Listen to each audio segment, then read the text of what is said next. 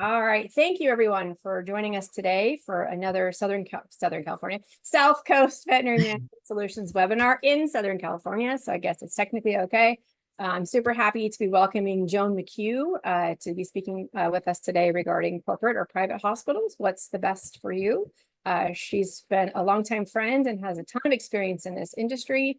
And I'm very, very happy to have her to be part of my YouTube channel once I get it uploaded to that. So hopefully you guys can enjoy her talk today. And Joan, I'm going to go ahead and let you take it away, and I'm going to mute myself. All righty. Thanks so much, Melissa. Welcome, everybody. This is the South Carolina branch of the California Managers Group, coming to you from Aiken, South Carolina, where I think our heat index today is expected to be 112. So greetings, everybody. When Melissa and I first started talking about this idea, the working title I had in my mind was corporate versus private practice management. And I said to her, I really don't want to go with that because the versus to me kind of suggests there's some animosity there. And I didn't want there to be because everybody has the fit that's right for them in their practice. And corporate may be great for some, private may be great for others, and each corporate and each private kind of has its own personality. And that's what I really wanted to get to today, kind of to the nut of what the difference is and how to figure out where the right place is for you. So with that, I wanted to tell you all a little bit about me. So those of you who don't know me know who you're talking with. I grew up in the Northeast, native New Englander, spent the bulk of my life in New England and New York. Veterinary management was my second act as far as careers go. I started off in marketing, advertising, PR, event planning, and then was home with my kids for, probably 17 or 18 years. And when it was time to go back to work full time, I said, God, what do I want to do? And I saw this ad on Indeed for a veterinary practice manager. And I went, oh, that sounds like fun.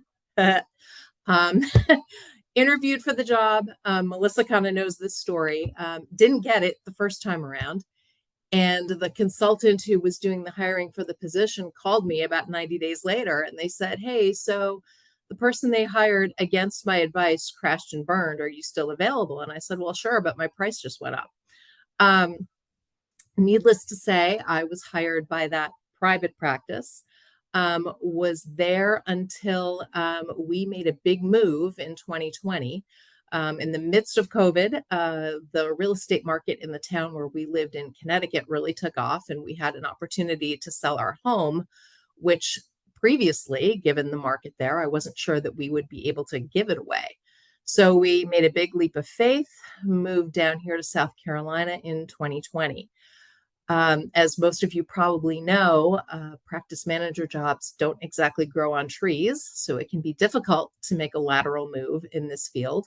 So for a while, I was working from home as a consultant, took that time to get my CVPM squared away, and then finally found a position for a practice actually in a neighboring state that I was there for, about a year. Was not the best fit for me, I'll be honest, but a girl needs a paycheck, right? So stayed there for about a year, and then finally an opportunity opened up here in Aiken, the city where I live, and I made the move to that practice, which was a different corporate practice. I'm married. I have 2 adult children who have successfully flown the nest. So for those of you with littles, be patient. It does happen. And my passions are the sport of dressage, where I compete with my horse, and South Carolina Gamecock football. Here's a little visual on that. So you can see who you're talking with. That's my mare Southern Belle up top, the Gamecock logo. And I put the little balancing scale graphic in because to me, the circle represents my personal life. The square represents my professional life. And sometimes it can be really hard to kind of keep that seesaw going and making sure one or the other doesn't fall off the end. I'm sure all of you can kind of identify with that feeling. So without further ado, let's launch into why we're here today. My professional journey, as I said, I started my career in veterinary practice management cold. I had never been a technician or an assistant. I had never been a CSR. I came in cold. And what I said to the practice owners who were interviewing me at the time was, look, people skills are people skills. The rest of it is just vocabulary that I need to learn. But it was a very steep learning curve, as I'm sure you can all imagine. And I was fortunate to have supportive practice owners who were willing to invest in my professional growth. The first thing they did, I don't think this exists anymore, but one of the first things they did was they sent me off to AHA's Veterinary Management School, which was a crash course in all things veterinary management. It was hard, it was intense, it was exhausting, but in the end, it was really, really a great program. I think it's unfortunate that they don't do that anymore. The other thing I did was I found my tribe, and Melissa and some of you who are on this call are critical to that.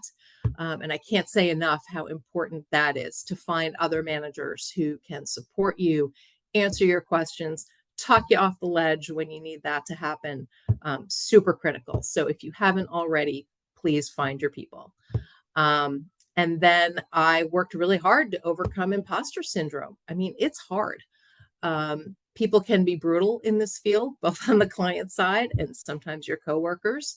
So it's really important to remind yourself that you're good at what you do and you have the skills necessary to do the job, or at the very least, you have the resources to go to help you figure out how to do the job.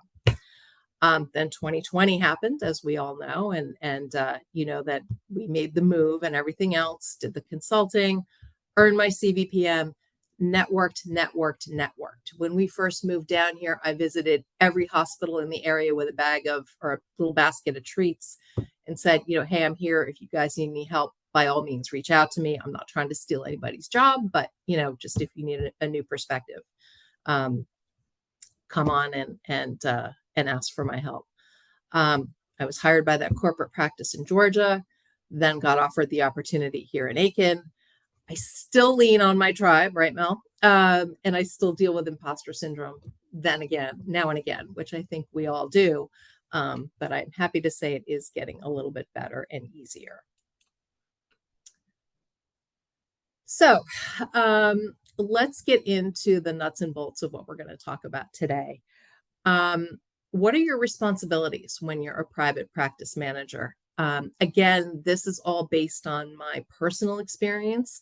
I like to use the tagline, your mileage may vary, because everybody's experience is a little bit different.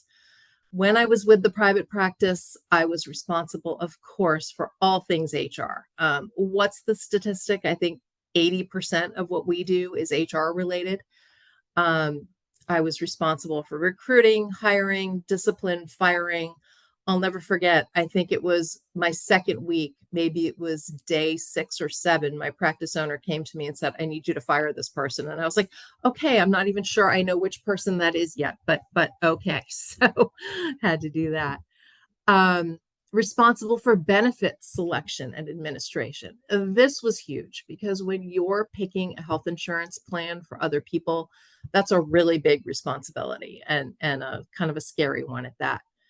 Coaching and counseling, of course. How many of us sometimes feel like we are social workers or therapists or whatever it is? I always say, I know way more about my team than I need to as far as their personal life goes, but I feel like that kind of comes with the territory in this field.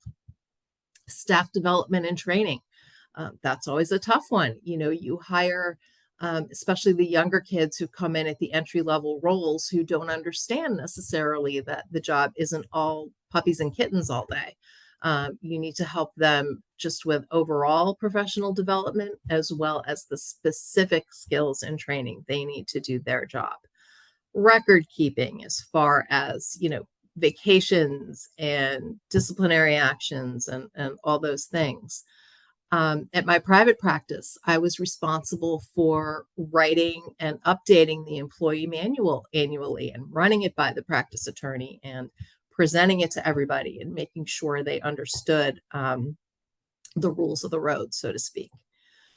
Moving over to operations, staff scheduling, anything to do with client services, Billing. I know we don't like to bill clients for services, but sometimes it happens. I mean, we've all heard the, oh, I ran out without my wallet, or my credit card is in my other purse, or whatever it is. Sometimes, we do have to do it. This practice had a pretty hefty referral rewards program. So I had to administer that every month for clients who referred new clients to us. We sent a gift, we sent a letter. We also sent a letter to the new client with a special deal for their next visit. So that was a lot to keep track of. Payroll. Talk about stress. Having to call that payroll into ADP every 2 weeks. I was always nervous, no matter how many times I had done it, because it's people's livelihoods, and you really need to make sure that there's no errors there. Safety and OSHA, another big one. The last thing any of us needs is an OSHA inspector to walk in unannounced, and you've got drinks all over the treatment area, or whatever it is. But that was a big one. In private practice, all the legal stuff fell to the practice manager. Choosing a practice attorney and whether you needed more than one. I mean, some are focused on employment law, others are focused on like malpractice and practice liability. It was my responsibility to respond to any legal questions or issues that came up, either with staff or clients. And you can bet I had the attorney on speed dial when those things came up. Marketing, advertising in local media. When I first started at that practice, newspaper advertising was still kind of a thing, at least in that town. So I had to keep track of all that.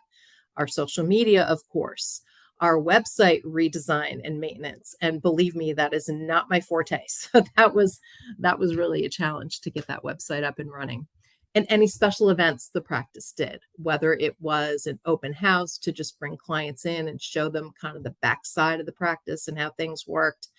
Every year we did a pet photo with Santa thing to benefit a local shelter, where people would come in with their pets to get pictures with Santa in exchange for either a monetary donation or a donation of food or toys for the shelter. A lot of fun, but a lot of work. And of course, it was often hard to get staff members who wanted to stay and help out for those kinds of things.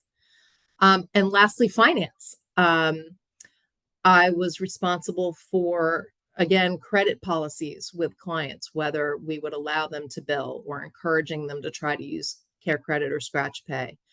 Billing and accounts receivable, all the banking fell to me. So that's kind of a picture of what my job description looked at my private practice. Again, your mileage may vary and yours may be a little bit different, but speaking in generalities, I think we probably all have similar responsibilities. What are the things I was not allowed to do at my private practice?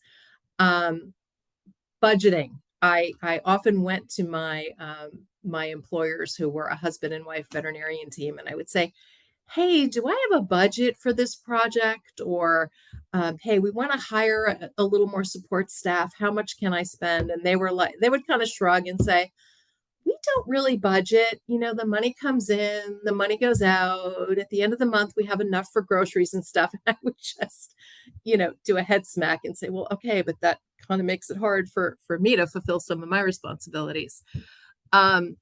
Inventory management, I had nothing to do with that. There was a technician who had been doing that for years and years. She wasn't willing to give it up. And quite frankly, I had enough going on with my other responsibilities that I didn't push super hard to become involved in that. Accounts payable, the practice owners, understandably so, kept the checkbook pretty close to the vest as far as bill paying and stuff. And it really wasn't my place, in their opinion, to see that side of the finances. Purchasing, just like inventory management, not something that I was a part of, with the exception of, hey, we need a new gadget that does this, that, or the other thing. Can you bring me some prices? The practice owners would make a decision on what they wanted to purchase, and they would complete the purchase. Financial reporting, again, something that practice just kind of didn't do, at least not to the depth that I've become used to since. I remember talking to one of the other members of my tribe who was really trying to convince me to do to get my CVPM. I said, yeah, but I don't know the first thing about practice finance. I didn't even know what a P&L was at that point. But I did eventually learn it and get that done. But not having responsibility for these particular areas in some ways was a detriment to my own personal career growth, but it's just how it was at that practice. Then we go on to the corporate practice responsibilities. Excuse me, one sec. Allergies have been bad this year, so I keep sipping water to avoid the dry throat I'm getting. And I didn't mention this at the beginning, Melissa. I don't know if you did, but please, if anybody has questions as we go through this, I really prefer to keep the presentation as dynamic and conversational as possible. So feel free to raise your hand or put something in the chat, and Melissa will direct me to your question.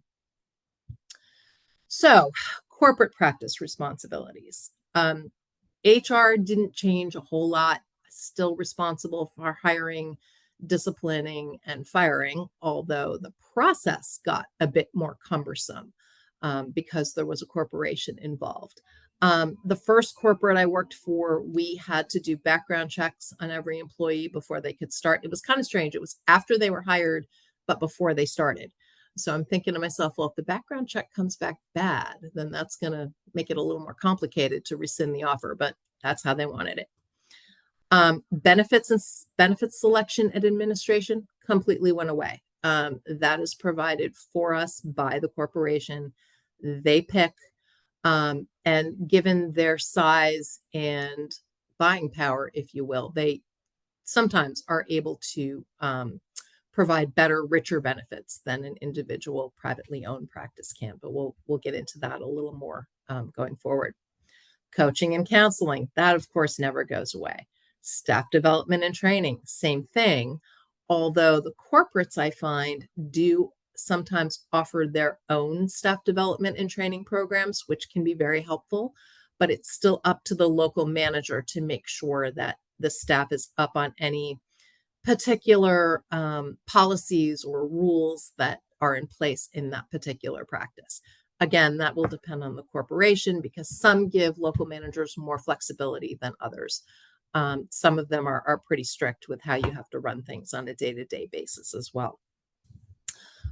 Record keeping, that actually increased somewhat at the corporate level because there are certain reports and stuff that you're expected to run either weekly or monthly to turn into corporate. Most of them are financial, but there are things they look for in the HR arena as well. Employee manual, my responsibility for that pretty much went out the door as well. Those are also provided by corporate HR. Gets a little sticky because, as we all know, sometimes laws vary from state to state. But I think what they try to do is look at the strictest law in the various states where they own practices and hold everyone to that standard.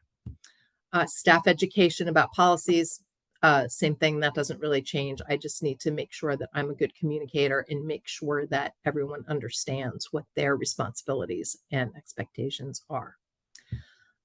Operations, scheduling, we still have to schedule our employees and so that they know when to be at work, right? Client services doesn't change. Billing changes a little bit, again, depending on the corporation. Where I'm at now, I'm not allowed to use a collection agency, which I think is a little odd, but they don't want us to. So you have to work a little harder to get those uncollected accounts paid off. Referral rewards, we don't do that anymore. Payroll is really off my desk, which I'm kind of relieved because, like I said, that was really a stressor for me. Now all I have to do is go in and electronically approve everyone's time cards, click a button, and it goes, and corporate takes care of it. However, I do urge all my staff, and I don't do it all the time either, but try to remind them to check those pay stubs every week because mistakes can happen, right? Whether it's a mistake made at the corporate payroll level or a mistake that the payroll company makes. And again, it's really hard to fix something if they come to you 6 weeks later and say, hey, I never got that raise. Safety and OSHA is still my responsibility. Purchasing, oops, there's a typo there. Sorry about that. Purchasing is now my responsibility for sure, although I do delegate it to someone else. It is ultimately my responsibility and I'm accountable for it. Same thing with inventory management. So I had to kind of give myself a crash course in those two areas when I made the switch to corporate. Legal, it's just consult corporate.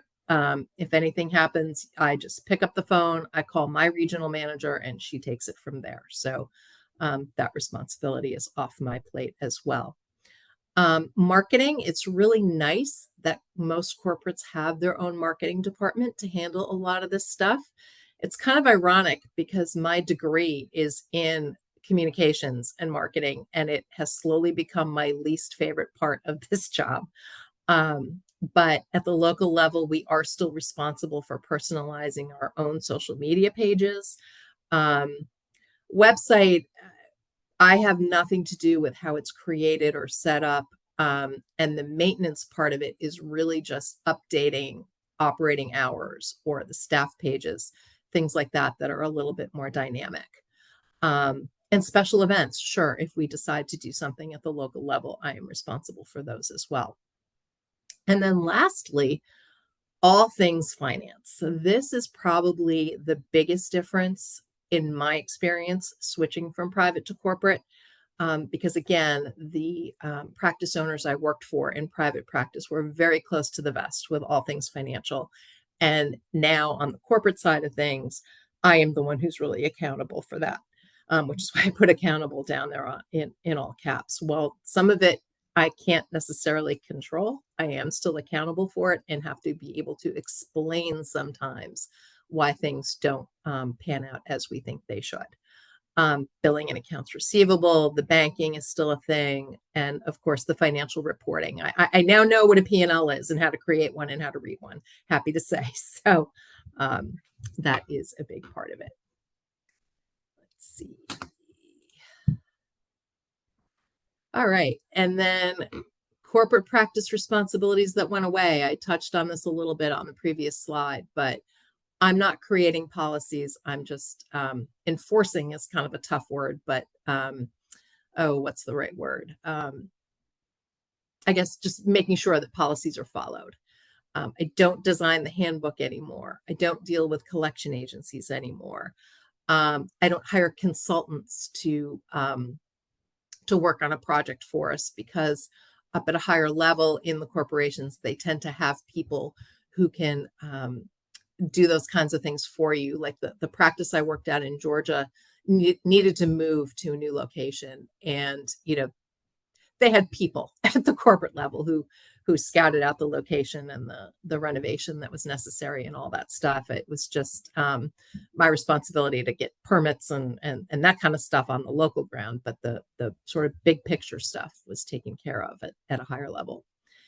And I thought about, not putting this last one in, like, decision making is forbidden. It's not forbidden, but a lot of times things come down the pike from corporate that really kind of make me scratch my head. And I think, that's probably not the solution I would choose for this particular set of circumstances in this particular area with these particular people. And sometimes those decisions are taken out of our hands. And that can be a little bit of a tough nut to swallow, especially when it's something that comes down to my people. I am pretty passionate about taking care of my staff and making sure they're treated fairly and well. So I have been known to go to bat for them to try to get some changes and some things that come down. So I thought we would also look at, just in my experience, some of the pros for working for a private practice, as well as some of the cons, some of the pros for corporate practice, some of the cons. So the pros that I experienced while working for that private practice were autonomy. The only people I had to answer to were my practice owners. Now, that wasn't always easy. Melissa can attest, she knows them. But at least there wasn't sort of that big brother looking over your shoulder kind of thing. You could have discussions with them and explain why you thought the decision you were trying to make was the best one for their people and their practice. I had the freedom to hire and fire as needed. And while I still do at the corporate level, obviously, there are very specific steps that are put into place. I've worked for 2 different consolidators now, and each of them had slightly different processes, but the similarities are that there were specific steps that you had to take. They had to be documented very clearly and carefully.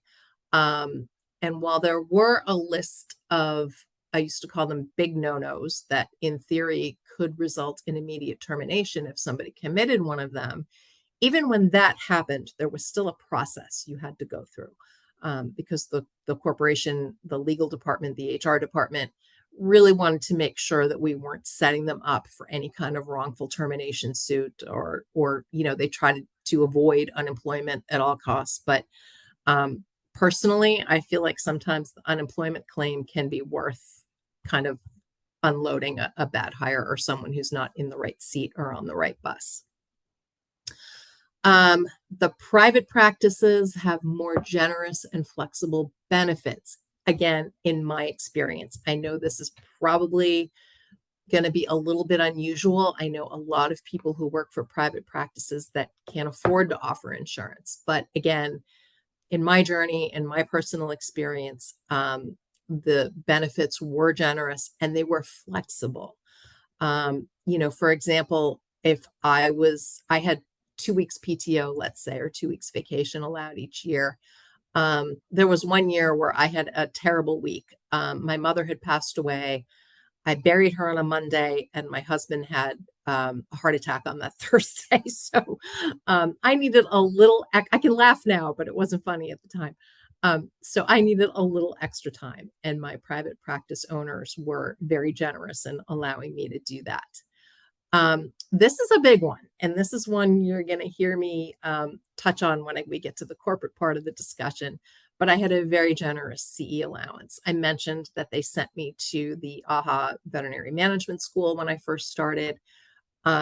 Every year I went to at least 1, if not 2 larger conferences, which again, I feel are super important, especially those of you who are CVPMs or who are looking to become CVPMs.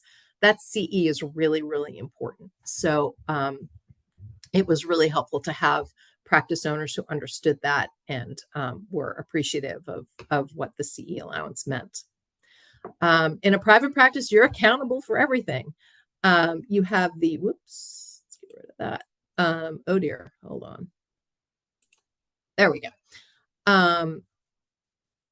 Accountable for everything, which I put that as a pro because I don't like to be held accountable for something someone else does, if that makes sense. Maybe that makes me a little bit of a control freak, but if I'm accountable for it, I want to have the authority to make the decision myself. I had the freedom to capitalize on the hospital's personality. What do I mean by that? This practice was located in a small bedroom community, a suburb of kind of both New York City and Hartford, Connecticut. We were kind of in the middle there. And we knew our clientele, and we knew what would work best to provide them the best possible experience. And we had the freedom to capitalize on that. We could choose what works in terms of technology, what payment system to use, what PIMS works the best, any client communication platforms. We got to choose what we liked best and what we thought would work best for our particular hospital. Private practice cons. There always has to be a balance, right? Practice owners can be micromanagers, and I get that. This is their business that in a lot of instances they've built from the ground up. And it's their baby, it's their legacy, it's their kids' legacy. So when you're a private practice manager, I think you really have to be respectful of that. Again, some private practices have poor or no benefits. And while I put this on the pro page as well, you are truly accountable for everything. That can be a pro, that can be a con. The role is lonely, let's face it. And that doesn't change between private and corporate. There's typically only one practice manager in each hospital. The role can be very lonely.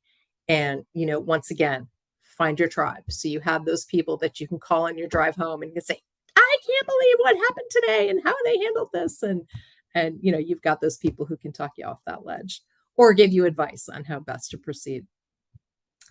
Some private practices have little professional development support. Either the practice owners don't believe in it, or they don't understand the necessity for it. And then, your role as hospital manager is to advocate for yourself and explain why that CE is important.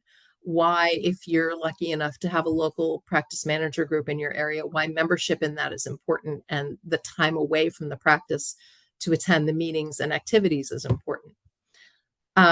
Managers are often promoted from within and have to navigate going from colleague to boss. That can be really, really hard, especially in the small community that is represented by a private practice. Managers are often left to their own devices when it comes to decision making. And how does it go? You do the best you can with the information you have in that moment when you have to make the decision. However, there can be real consequences if we get it wrong and we don't necessarily have the support in private practice that we do in a corporate practice. If I'm trying to decide that at the local level, hey, I'm having a real hard time with people getting to work on time. I need to change our tardy policy. I can call corporate HR and say, here's what I'm thinking of doing. Can this get me in trouble? And they'll review it and let me know. Yeah, it's good. No, you can't go there. Or yes, this is okay, but I suggest you do it this way. So that can be helpful. Private practices often have limited buying power because they're one individual small business. And lastly, it can be really hard for private practices to compete with the corporates for staffing, especially when it comes to doctors. I'm sure we've all seen the ads with the, 6-figure sign-on bonuses for new grads and student loan payoff deals and all of that. And how can a private practice compete with that financially? I mean, obviously, there's other things they can offer beyond the monetary, but let's face it, a lot of times money talks, and that can be a really hard competition.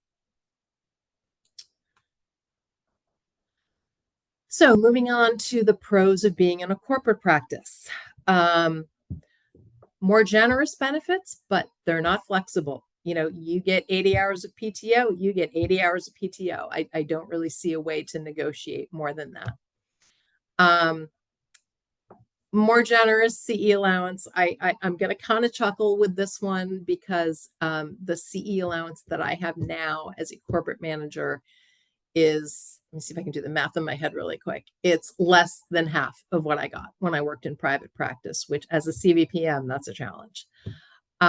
Corporate practices will often offer EAPs or employee assistant programs for things like mental health counseling, financial counseling, where to go if, heaven forbid, you're in an abusive relationship at home, there's a domestic violence situation, there are resources that the corporate practice can provide for you. I listed out financial counseling as a separate bullet. My employer just launched this new program that honestly I don't know a whole lot about yet. It's called Brightside Finance. And it is strictly a financial counseling service for employees that can help with credit card debt. It can help with budgeting. It can help with retirement planning, all that stuff. Like I said, brand new, haven't looked into it all that much yet, but it is a nice benefit that they offer now. Employees can often get discounted products and services through their corporate employers. Things like computers or travel or museum tickets or what have you. There's usually a whole list of things. We have resources at our disposal that we didn't always have at private practice. Thank God we have a really large IT department. So if something goes wrong with the computers, I can just send off a help desk ticket and they take care of it either remotely or they'll find somebody locally to come in and do it. I have an HR department at my disposal. I have a legal department at my disposal. I already mentioned how marketing, I'm very happy to put those tasks off on another department. And training as well. Both of the corporates I've worked for have programs, insert corporate name university, where employees can go and get webinars or seminars or just reading material on all kinds of aspects of their job, which we find really helpful. I don't get to choose what works anymore. Here's the computer system you're going to use. Here's the phone system you're going to use. Oh, and by the way, it's changing next Thursday. You better be ready. Payment systems, we don't get to pick. We're using scratch payments right now. So we don't get to say, oh, I think Clover might be better, or I think Gravity might be better. Nope, it's scratch system wide. We don't get to pick our PIMs. We are Avamark. Funny, every hospital I've worked for has always been Avamark, so it's the only one I know. But there is a rumor that there's going to be a change coming down the pike, and I'm already kind of nervous about that. We don't get to choose our client communication platforms. We're Pet Desk, which I happen to really like. But I know some people don't like Pet Desk, for example, but it is what it is, and that's what you have to use. We do get support from our regional leadership. And I will say that if you are a corporate hospital manager, your regional manager or regional director, whatever the title is, that person can really make or break your experience at corporate. I was very fortunate in my first corporate role. I had an outstanding regional director, was his title, I believe. We got along great. He respected my experience. I respected his, and we really were able to bounce things off one another, and it worked out really well. The one I have now is probably not as strong as that first one, but we get along great and all of that. So it's really important to nurture that relationship as best you can, because your regional manager is really, like I said, your make or break for your corporate management experience. I do have support from other managers in my region. We have a quarterly conference call with all of us.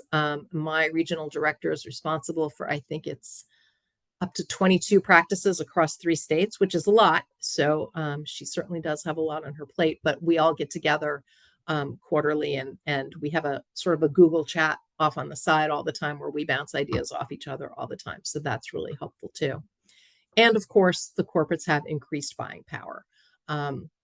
We are able to bring products and things into the hospital, lab services at, prices that are certainly better than I could ever do when I was with a private practice.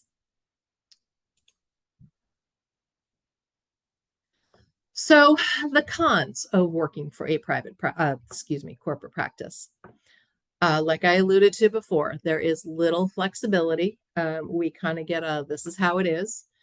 PTO policies are very strict.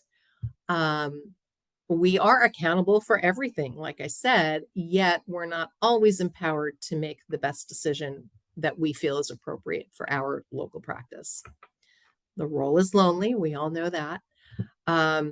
The value of outside CE is not recognized, and the value of the CVPM is not always recognized. I'll share with you guys that when I was hired at my current practice and I was presented with, the package, I asked for a little more money because women never negotiate enough, right? Asked for a little more money, asked for more vacation, and asked for a better CE allowance because I'm a CVPM. No problem with more money. And I was like, dang, I should have asked for more. They didn't even negotiate. But they would not budge on the PTO. They would not budge on the CE. And that's sort of an ongoing thing.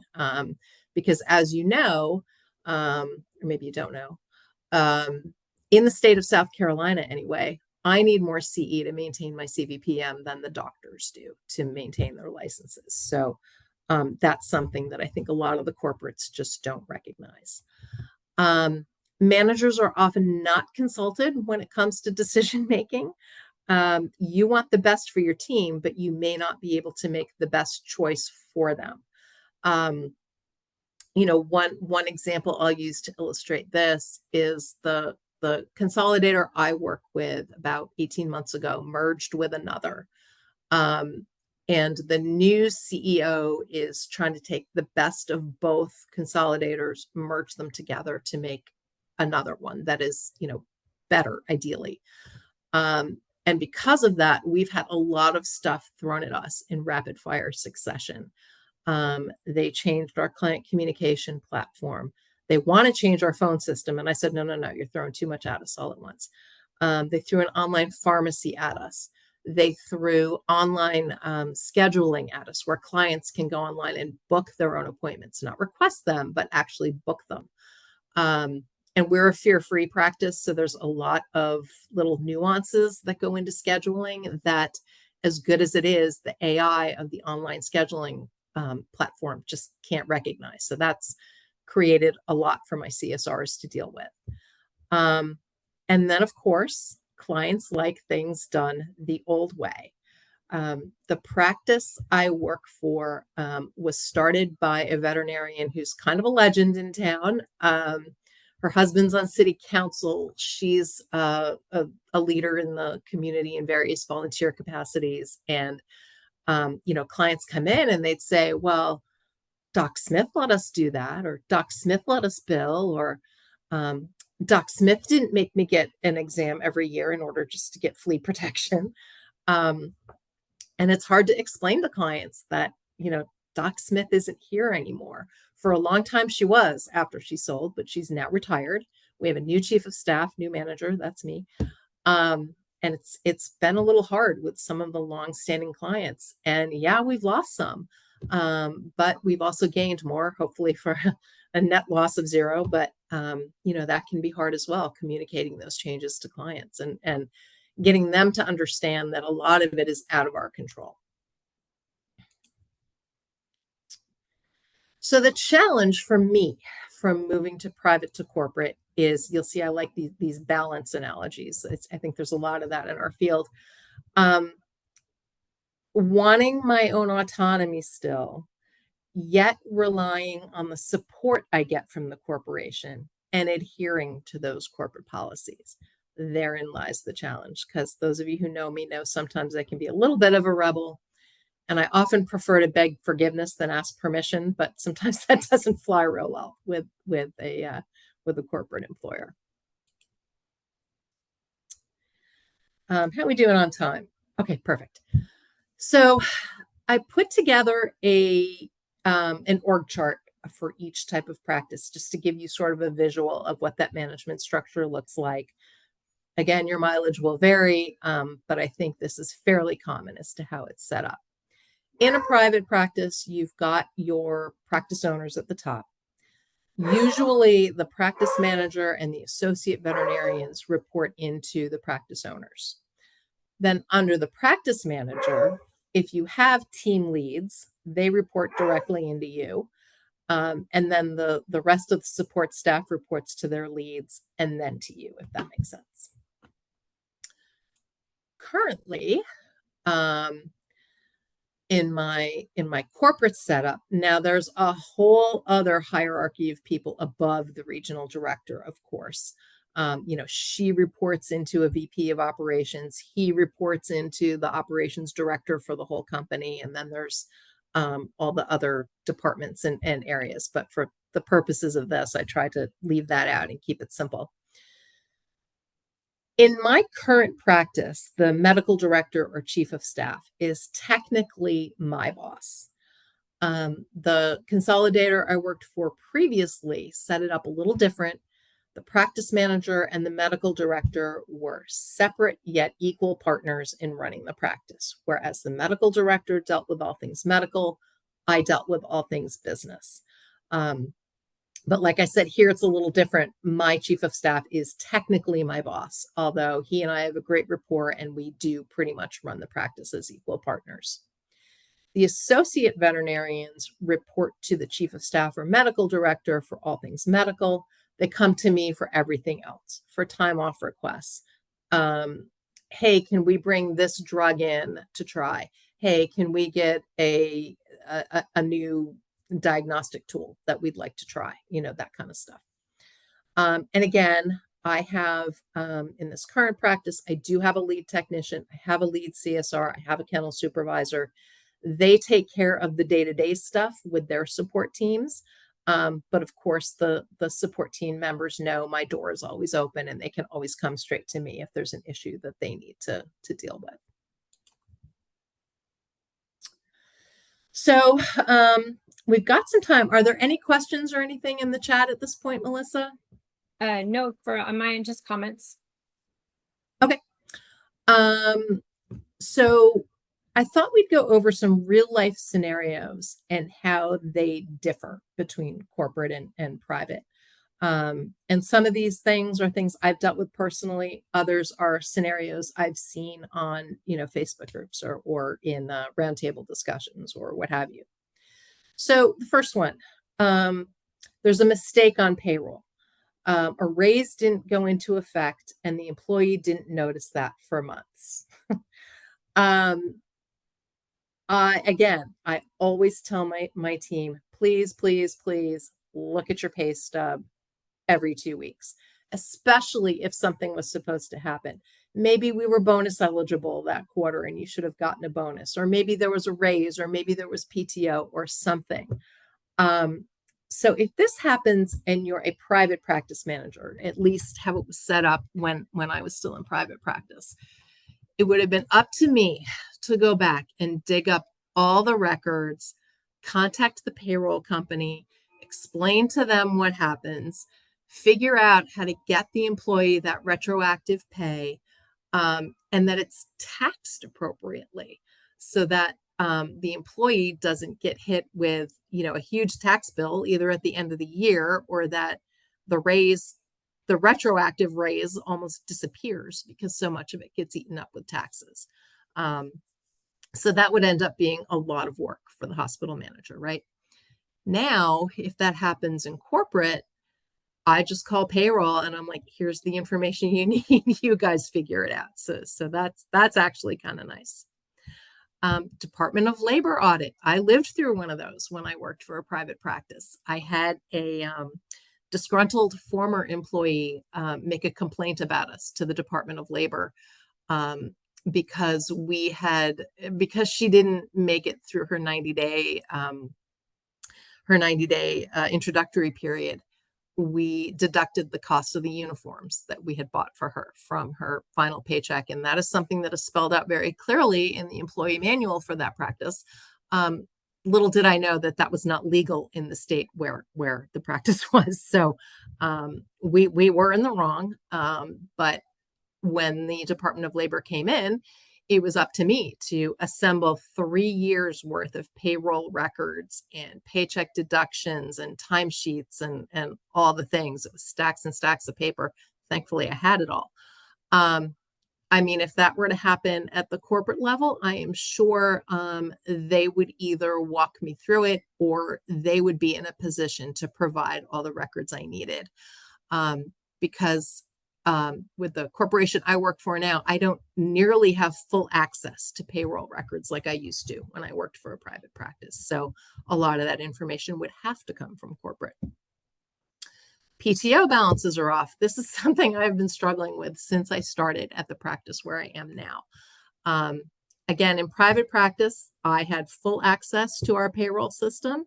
If it was true that somebody's PTO got messed up and they should have, 32 hours in their bank instead of 28, I could just go in, click, click, click, click, click, change it. We're all good. Can't do that now. And I have to really go to bat for the team with the payroll department or corporate and prove to them that there's an error and that this needs to be corrected for the employee. An employee no call, no shows for a shift. That happens in private practice. My personal philosophy is no call, no show equals no job. Unless, of course, there is some crazy circumstance that makes it impossible for them to reach you. But I kind of feel like 2024, this day and age, it's really hard to convince me that there was absolutely no way for somebody to get in touch with your job if you were unable to make it into work. That did happen not so long ago in the corporate practice. I had a young lady, she had already given her notice, in fact, but no call, no showed for her next to last shift. So as far as I'm concerned, that needed to be a termination on her record. And again, it's better to beg forgiveness than ask permission. I just did it in our payroll system, marked her as terminated for cause. And kind of got my hand slapped for that because I hadn't gone through all those steps that I mentioned before that you need to do in order to terminate someone at the corporate level. But no harm, no foul. She never came back and tried to charge us with wrongful termination or anything like that. And I still maintain that it was appropriate to let her go under those circumstances. Let's say you want to update your attendance policy in your handbook. Again, you can't really do that just on your own without getting approval from the corporate HR department. You want to remodel your building. Can't really do that without getting permission from corporate. It might take some convincing if you work in a private practice why you need to spend this money and do this, but I think it might be a lot quicker and more simple if you're in a private practice to do that.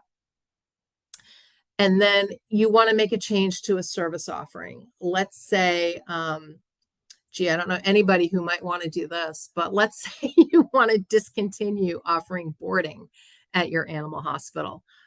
Again, that's something that you could probably sit down and have a discussion with private owners and make them see that turning that space into, I don't know, more exam rooms or a dental suite or something like that in the long run would generate more revenue than keeping it as a boarding facility. But I think a lot of times the corporate practices might only see that week to week or quarter to quarter income represented by your boarding business. And they may not be okay with letting you give that up. Okay, I see we're coming up on not a whole lot of time left, so I'll try to get through the rest of this pretty quickly. You find out your private practice is selling. Now what? That can be a scary place to be for sure, but it's not necessarily the end of the world. The manager is the person who is going to be the most impacted by a sale, for sure, absolutely. Everybody else's job is going to remain mostly unchanged, but you're going to be responsible for providing corporate with lots and lots of reports, and they may be in formats that you're not used to using. They're going to want to see things like your payroll expenses, your purchasing receipts, revenue reports, monthly, quarterly, annually, depending on what they're looking for. They're going to be very interested in your doctor's production. So if your doctors aren't paid on production and you haven't really been tracking that, you'll have to get real familiar with how to generate those reports. You'll have to onboard new systems for things like payroll. Your time clock may change. Your credit card processing may change. Like I said, we're locked into a specific credit card processing company. You might be switching PIMs because the corporation might want everybody on the same one, or it's my understanding that some corporations even have their own proprietary PIMs. So you may need to switch to that. You will need to communicate the change to your team. I put change in red because nobody likes change, right? But it's not always a bad thing. You'll have to talk to them about those new or different systems. There might be a new or different PTO plan. There might be new or different benefits, and that could be a good thing. You also, as the manager, need to communicate that reassurance to your team. Their jobs will remain largely unchanged. Corporate partners can bring richer benefits to the table. You need to be transparent that you are shouldering the brunt of the transition and that you need their support, patience, and understanding. They maybe need to understand that you can't necessarily drop everything to listen to their latest, outside of work drama when you've been able to do that before. Because you've got 4 conference calls over the next 2 hours with different people in the corporation. That's the kind of thing you didn't have to do before. Let's see. Which is right for you, corporate versus private? Only you can answer that question. If you're job hunting, just remember that interviews are as much for you to interview the company as they are for the company. There's another typo, as they are for the company to interview you. So ask all the questions. I also understand, I think I alluded to this a little bit before too, practice manager jobs don't grow on trees. There's only one of us in each practice. And in order for there to be an opening, someone has to quit, move, get fired, or die, right? So sometimes we don't have the luxury of getting to choose between several different offers. Just like me, I had to take a job in a different state that I wasn't familiar with at all because we had just moved, because it was the only job available at the moment when I needed one. So you may not have a lot of options when you're job hunting, but you still have to ask all the questions. Ask your leader, how would you describe your leadership style, whether that's a practice owner or a regional director that you'll be reporting to. How do you think the person who last held the job would describe you, meaning the leader? How will I be evaluated? That's really important. Is it all about the numbers, or is how you treat people a big part of how you'll be evaluated as well? And I would advise reaching out on social media to connect with other managers who work for that corporation you're considering. And that's really how you'll get the lowdown on what it's like. But again, I really have to stress that even within the same corporation, people's experiences can vary greatly, because an awful lot depends on that regional leadership and how strong of a leader they are. Both corporate and private practices have the potential to provide you with whatever career stepping stones you're looking for, but you must be accepting of the limitations of each and of individual situations within the two types. So again, it's up to you to really decide which role is best. In my interview for my first corporate position, I asked, what changes can I expect in managing a corporate practice versus a private one? Because that's a little different than if your practice is bought by a corporation.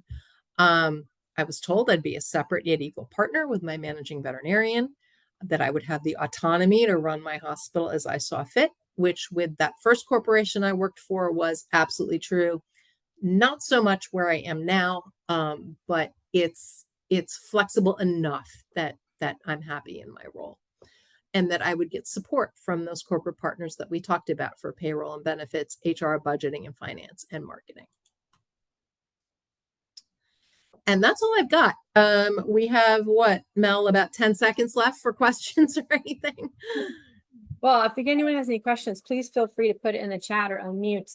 I will share with you, my experience was brief with corporate. My hospital got purchased by, at that time, Pathway. And I actually did not have a bad experience with that transition. It was, like you mentioned, a lot of reports that I hadn't done before that I had to submit to them.